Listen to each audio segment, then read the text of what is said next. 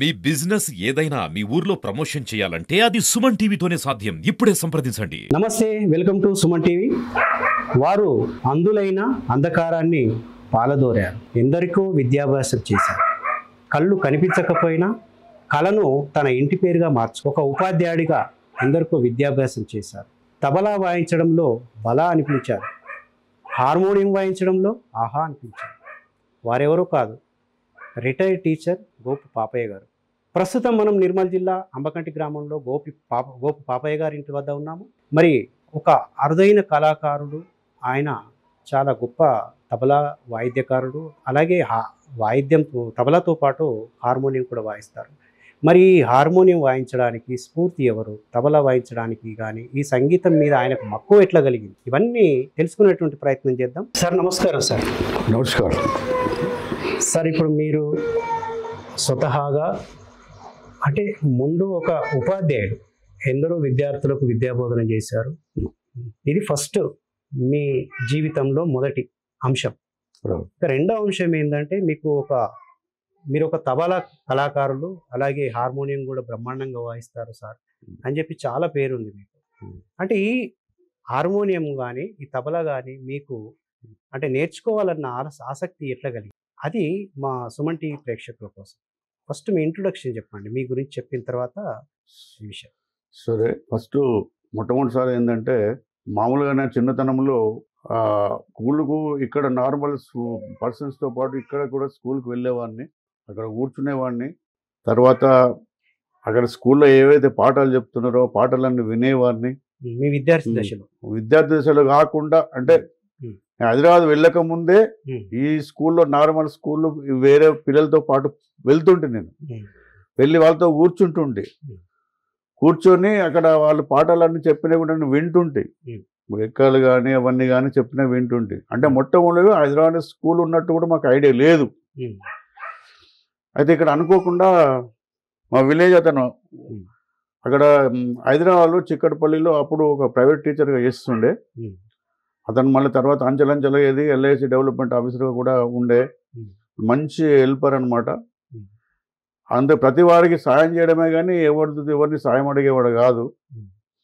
అంటే అతను నన్ను ఏం చేసిండంటే అతని ప్రోత్సాహం వల్ల నాకు ఇప్పుడు నేను ఈ స్టేజ్కి వచ్చిన అంటే అతనే నాకు కారణం. టి పోతనరావు అనేటటువంటి వ్యక్తి. పోతనరావు ఆయన ఇదే ఊరు, కానీ ఎప్పుడు హైదరాబాద్లో ఉంటున్నా. ఆయన మొత్తం ఫ్యామిలీ అంటే హైదరాబాద్లో ఉంటుంది, ఇప్పటి కూడా హైదరాబాద్లో ఉంటారు. ఇప్పుడు కాకపోతే కీర్తిశేషులు అయినప్పుడు అతని ప్రోత్సాహం వల్ల నేను ఈ స్టేజ్కి ఎదగలిగిన. ఎందుకంటే మా ఇంట్లో కూడా అతను చెప్పిండు, మా ఇంట్లో వాళ్ళు పంపించము, హైదరాబాద్ పంపించమని చెప్పిండు వాళ్ళు. మా అమ్మ కానీ మా నాన్న కానీ పంపించామని చెప్పిండు. అతను ఏమన్నాడంటే, ఒకవేళ మీరు పంపకపోతే ఇప్పుడు మీరు ఉండని రోజులు తనకి అన్ని రకాల మీరు చూస్తారు, లేనప్పుడు పరిస్థితి ఏంటిది అని వాళ్ళను నచ్చ బుజ్జగించి అతను హైదరాబాద్ తీసుకుపోయిండు. స్కూల్ అడ్మిట్ చేసిండు. అంత చేసిన తర్వాత కూడా నేను హాయిగా, నాకు ఒక పట్టుదల అండి ఏంటంటే, అప్పుడు నేను మా ఇంట్లో పెద్దోని నేనే, ఎవరు లేరు, అందరు నాకంటే చిన్నోళ్ళే. అప్పుడు మా పరిస్థితులు వేరుగా ఉండేవి. అంటే మీ తల్లిదండ్రులకి ఎంతమంది సంతానం సార్? మా తల్లిదండ్రులకు ఇప్పుడు 4 సంతానం. Okay sir. మీరు పెద్దవారు? నేను పెద్దవాడిని, 2 చెల్లెళ్ళు ఉండి, ఆ తర్వాత మాకు తమ్ముడు ఉండే. అయితే నేను ఇంటర్మీడియట్ చేసేటప్పుడే మా అమ్మ చనిపోయింది. ఇక అప్పటి నుంచి నాకు ఒకటి పట్టుదల ఏముందంటే, ఇంట్లో అయితే ఎవరు లేరు, ఇంటికి పెద్దవాడిని నేనే కాబట్టి ఏదో రకంగా సోర్స్ మనం సంపాదించుకోవాలనేటటువంటి అభిప్రాయం చేత అదే పట్టుదలతో ఉండి మొత్తం పైన విద్యార్థి దశలోనే ఎస్ఎస్సి కాగానే ఇంటర్ కాగానే ఇక నేను జాబ్ వెతకడంలో అదే వేటలో పడ్డా. ఇక అనుకోకుండా డిఎస్ అనేటువంటిది ఒకటి పడింది రామారావు పీరియడ్లో, స్పెషల్ టీచర్గా. ఎన్టీ రామారావు పీరియడ్లో అదే స్పెషల్ టీచర్ గురించి నేను దాంట్లో అదే ఎగ్జామ్ రాసినప్పుడే డిఎస్సి పడ్డది. అన్ని రకాల ప్రయత్నం చేసి రాసిన, దాంట్లో కూడా నేను ఉత్తీర్ణత సంపాదించిన. స్పెషల్ టీచర్గా ఫస్ట్ అపాయింట్మెంట్ ఎక్కడ సార్ పోస్టింగ్? స్పెషల్ టీచర్గా ఫస్ట్ అపాయింట్మెంట్ తానూరు మండల్ సింగన్గావ్. అయితే ఈ కళ ఇప్పుడు తబలా కానివ్వండి, హార్మోనియం కానీ ఎప్పటి నుంచి మీకు నేర్చుకోవడం జరిగింది? అంటే ఇది నేర్చుకోవడం అన్నది ఏంటంటే మాకు స్కూల్లోనే ప్రత్యేకంగా సంగీతం నేర్పించే టీచర్లు కూడా ఉంటారు. అంటే ఇప్పుడు విద్యాభ్యాసం కాకుండా ఆటలు ఆటల పోటీలు అన్నీ చేసి చెప్పే టీచర్లు కూడా ఉన్నారు మాకు. పీటీ టీచర్ కూడా ఉంటుండే ఆల్రెడీ. పీటీ టీచర్ ఉంటాడు, తర్వాత సంగీతం టీచర్లు కూడా ఉంటారు. కాదు, సాధారణంగా తెలంగాణలో కళలకి ఆదరణ తక్కువ సార్. అవునవును. అంటే మన ఆంధ్రాలో ఉన్నట్టుగా సంగీత టీచర్ ఉంటారు ఆంధ్రాలో, ఇక్కడ కూడా ఉంటారు. మా దగ్గర కూడా మన స్కూల్లో కూడా ఉన్నారు. ఉండేవారే. మరి వాళ్ళ ప్రోద్బలం వల్లనే మేము అంటే వట్టి వాళ్ళ, ఎందుకంటే టైం సరిపోతుంది వాళ్ళకి. ఇట్లా సరిగమ్మలు చూపిస్తుంది, ఇట్లా మర్చి అంటే ఓకలుగానే చెప్తుండే వాళ్ళు. కాకపోతే నాకు సెల్ఫ్ ఇంట్రెస్ట్ ఉండి ఏం చేసిందంటే ఆ హార్మోనియం కానీ తబలా కానీ ఏదైతే ఉండదో వాళ్ళు పోయిన తర్వాత, వాళ్ళు స్కూల్కి వెళ్ళిపోయిన తర్వాత వాళ్ళ పర్మిషన్ తీసుకొని ఏదో ఇట్లా ముంగట పెట్టుకొని వాయించుకుంటా కూర్చుంటే ఏదో ఒకటి మొత్తం పైన టోన్స్ అనేటటువంటి గుర్తు వేసుకొని క్యాచ్ చేసేది. టోన్సే క్యాచ్ చేస్తుండే. టోన్స్ క్యాచ్ చేసి పట్టుకునేవాడిని మొత్తం పైన టోన్స్. కాకపోతే ఒకటి ఏంటంటే ఇది ఇట్లుంటది, దీన్ని మార్చుకోవాలి, ఇట్లా చేసుకోవాలని చెప్పే టైం వాళ్ళకు లేకుండే. ఒక్కొక్క బ్యాచ్లు 20 మంది ఉంటే ఏం చెప్తారు పాపం, చెప్పలేరు కదా. మళ్ళీ పీరియడ్ ఉండే 45 నిమిషాలే కదా. 40 ఒక 2-3 చెప్పారు కంటే పీరియడ్ అయిపోతుంది. ఇక రోజుకి ఇట్లనే నడుస్తుండే. ఇట్లా జరిగిన తర్వాత ఏమైందంటే నాకు ఇంట్రెస్ట్ బాగుండేది, ఇవి నేర్చుకోవాలి ఎట్లయినా చేసి, అంటే వాళ్ళే ఒక స్టేజ్కి రావాలి, వాళ్ళే చెప్పాలని ఏం లేదు కదా. ఇప్పుడు కృషి ఉంటే మనుషులు ఋషులు అవుతారు అన్నట్టుగా అటువంటి రకంగా దాన్ని మనము ఉదాహరణ తీసుకొని చేస్తే ఏమవుతుంది అనేటటువంటి ఉద్దేశంతో ఎప్పుడు నేను ప్రాక్టీస్ చేసేవాడిని. కాకపోతే సార్ మీకు ఒక మంచి కీర్తన, మీకు నచ్చినటువంటి ఒక కీర్తన, అంటే మీరు ఎక్కువగా ఇష్టపడేది మీ పర్సనల్ వ్యక్తిగతంగా ఒక్కసారి మా సుమన్ టీవీ ప్రేక్షకుల కోసం ఒక్కసారి వాయించండి.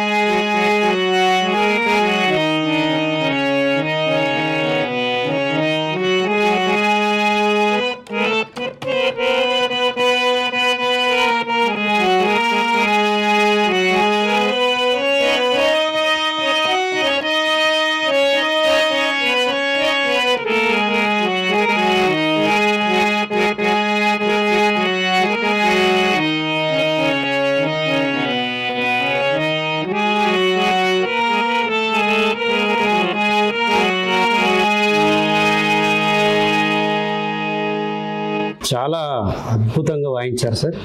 నమ శివాయ, ఓం నమ శివాయ అని చెప్పి ఫస్ట్ ఆ కీర్తనలోనే శివుణ్ణి స్మరణకు గుర్తు చేశారు. చాలా అసలు ఒక మామూలుగా సార్ కళ్ళు ఉండి నేర్చుకోలేని వాళ్ళే, అంటే ఇంత నేర్చుకొని ఇంత అద్భుతమైన వాయించే వాళ్ళు తక్కువ.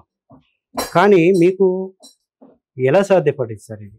అంటే కళ్ళున్న వాళ్ళు కూడా ఇంత బ్రహ్మాండంగా వాయించలేరేమో అనిపిస్తుంది సార్. లేదు, మనకంటే బ్రహ్మాండంగా వాయించే వాళ్ళు చాలా మంది ఉన్నారు. కాకపోతే అందులో మనం 5 పైసలు కూడా మనకు ఇది రాదు. కాకపోతే ఒకటి ఏంటంటే పట్టుదలతోని మనం ఇది కొంచెం సాధించాలి, ఈ కళను మనము అభివృద్ధి చేసుకోవాలనేటటువంటి అభిప్రాయం తప్ప మిగతాది ఏముండదు. ఎందుకంటే చాలామంది కళాకారులు ఉన్నారు, చాలామంది వాయించే వాళ్ళు, పాడేవాళ్ళు చాలామంది ఉన్నారు. అది కాకుండా మరి ఒకటి ఏంటంటే మనిషికి అనేది ఏంటి, పట్టుదల కావాలి మొదలు. నిజం సార్. అంటే పట్టుదల లేకుంటే అసలు మనం సాధించలేం. అవును. ఇవాళ మనం ఒక విజయం సాధించాలంటే ఎన్నో రకాల ఎదురు దెబ్బలు తినవలసి వస్తుంది. అంటే పట్టుదల కృషి ఉంటే ఏదైనా సాధించవచ్చు అనేటటువంటి అభిప్రాయం చేతనే ఉంటాయి తప్ప మాకు అది అంటే మనం అనుకుంటే సాధించింది ఏది లేదు. కాకపోతే కొన్ని కష్టతరమైనటువంటి కూడా ఉంటాయి. వాటికి మనం మనకంటే పెద్దవాళ్ళు ఎవరైతే ఉంటారో వాళ్ళ సలహాలు తీసుకోవాలి, సజెషన్ తీసుకొని దాని ప్రకారం నడుచుకోవాలి అనేటటువంటిది నాకు ఉంటుంది. సార్ ఇప్పుడు మన సుమన్ టీవీ ప్రేక్షకుల కోసం ఒక్కసారి మీరు తబలా. Right, okay.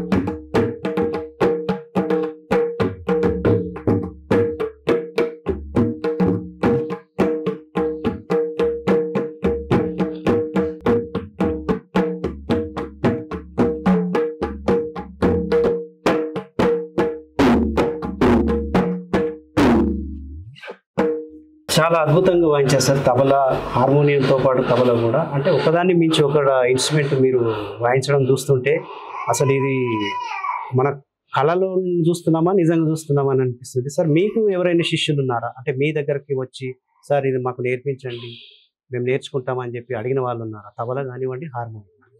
ఇంతవరకు అయితే ఎవరు లేదు మరి వాస్తవంగా చెప్పాలి. Okay sir. అంటే ఈ రోజులలో కళ తగ్గిపోతుందని చెప్పి అంటున్నారా? మీ అభిప్రాయం? నా అభిప్రాయం ప్రకారంగా అయితే ముఖ్యంగా గ్రామీణ ప్రాంతంలో కళ తగ్గిపోతున్నది. అవును సార్. ఇప్పుడు అంతనో ఇంతనో ఇంకా సిటీ లెవెల్లో పర్వాలేదు, బాగుంటుంది. ఎందుకంటే అక్కడ మొత్తం అన్ని రకాల వాళ్ళకి సంబంధించినటువంటి వాళ్ళు ఉంటారు కాబట్టి ఒకరితోని ఒకరు ఇట్లా స్నేహపూర్వకంగా ఏదో రకంగా ఇప్పుడు కాలేజీ లెవెల్లో కానీ, ఇప్పుడు ఇన్స్టిట్యూషన్ లెవెల్లో కానీ చాలామంది ఉంటారు. ఇప్పుడు పరిశ్రమలలో పనిచేసే వాళ్ళు కూడా ఉంటారు. ప్రతి వాళ్ళకు ఈ మ్యూజిక్ అసోసియేషన్స్ కూడా ఉంటాయి, భజన మండలి కానీ ఇటువంటివి కానీ ఉంటాయి. కానీ ఈడ మాత్రం ప్రత్యేకంగా ఏమి లేవు. ఇది ఎందుకంటే ఏదో మామూలుగా చేస్తున్నాం వస్తున్న రకంగా తప్ప ఇంట్రెస్టెడ్తోని ఇవాళ మనం ఇది చెయ్యాలి, ఇది నలుగురికి ఉపయోగపడాలి, ఈ కళ అనేది మన చేత మన ద్వారా వేరే వాళ్ళకి ఇంకా అవ్వాలి అనేటటువంటిది పెద్దగా అనిపించట్లేదు.